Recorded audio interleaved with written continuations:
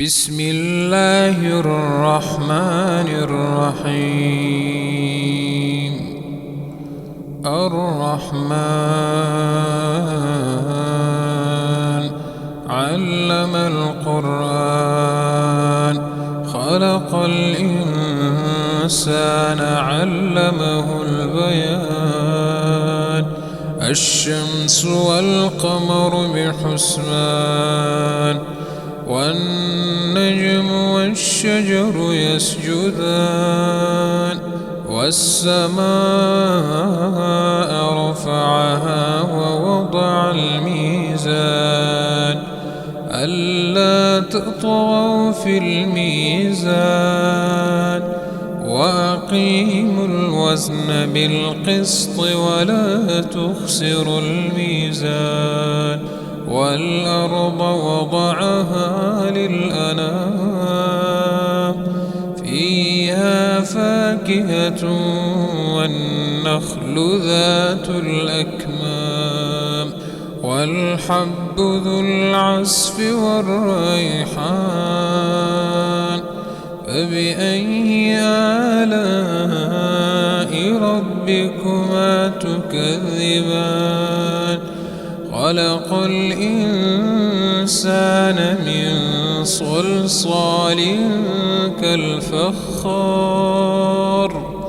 وخلق الجان من مارج من نار. فبأي آلاء ربكما تكذبان؟ رب المشرقين ورب المغربين. فبأي آلاء ربكما تكذبان؟ مرج البحرين يلتقيان بينهما برزخ لا يبغيان. فبأي آلاء ربكما تكذبان؟ يخرج منهما اللؤلؤ والمرجان. فبأي آلاء ربكما تكذبان؟ وله الجوار المنشآت في البحر كالأعلام. فبأي آلاء ربكما تكذبان؟ كل من عليها فان كل من عليها فان ويبقى وجه ربك ذو الجلال والإكرام. فبأي آلاء ربكما تكذبان؟ يسأله من في السماوات والأرض كل يوم هو في شأن. فبأي آلاء ربكما تكذبان؟ سنفرغ لكم أيها الثقلان.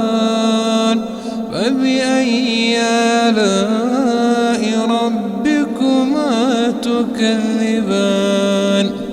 يا معشر الجن والإنس إن استطعتم أن تنفذوا من أقطار السماوات والأرض فانفذوا لا تنفذون إلا بسلطان.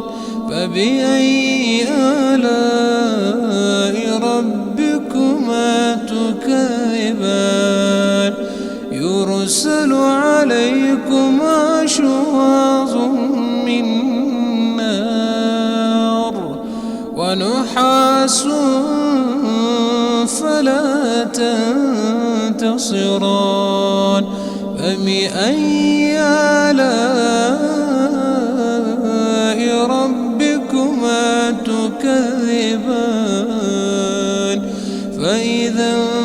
انشقت السماء فكانت وردة كالدهان فبأي آلاء ربكما تكذبان فيومئذ لا يسأل عن ذنبه إنس ولا جان فبأي آلاء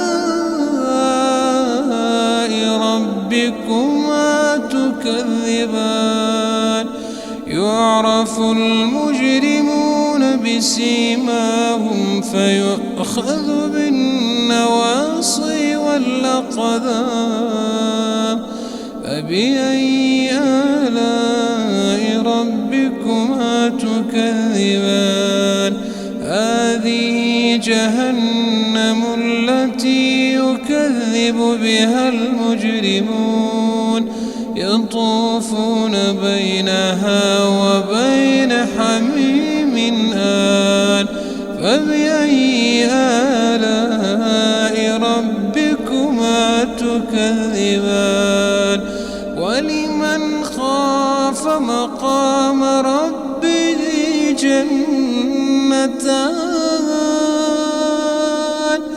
ولمن خاف مقام ربه جنتان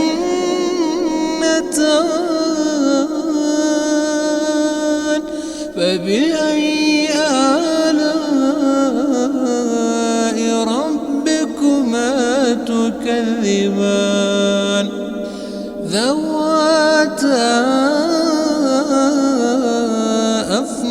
أفنان فبأي آلاء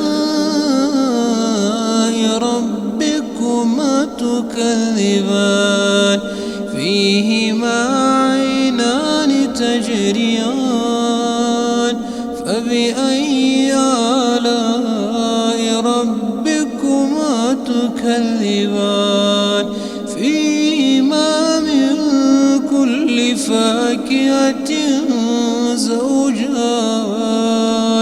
فبأي آلاء ربكما تكذبان متكئين على فرش بطائنها من استبرق وجنى الجنتين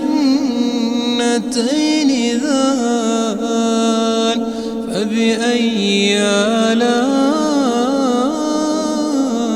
ربكما تكذبان فيهن قاصرات الطرف لم يطمثهن إنس قبلهم ولا جان فبأي آلاء ربكما تكذبان كأنهن الياقوت والمرجان فبأي آلاء ربكما تكذبان هل جزاء الإحسان إلا الإحسان فبأي آلاء ربكما تكذبان ومن دونهما جنتان فبأي آلاء ربكما تكذبان مدهامتان فبأي آلاء ربكما تكذبان فيهما عينان نضاختان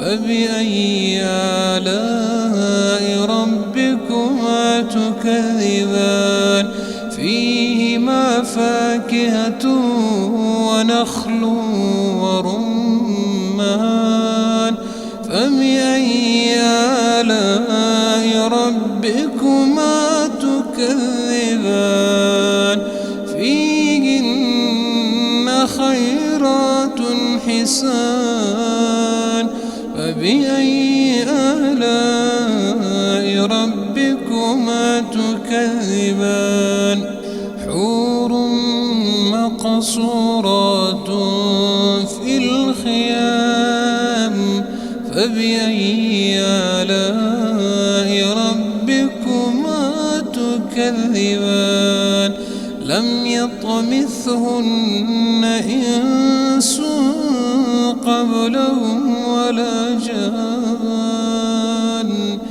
فبأي آلاء ربكما تكذبان متكئين على رفرف خضر وعبقري حسان